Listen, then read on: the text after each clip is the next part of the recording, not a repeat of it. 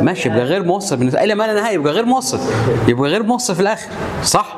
مقاومته كبيره جدا غير موصل. ايه تاني غير موصل؟ البلاستيك. ايه تاني؟ المطاط. تمام؟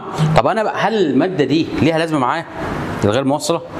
طبعا للعزل، بالظبط كده، عشان اعزل بين الكابل. ادي الكابل النحاس بتاعي، ادي النحاس نفسه، الكور ده هو النحاس، واللي من بره ده ايه؟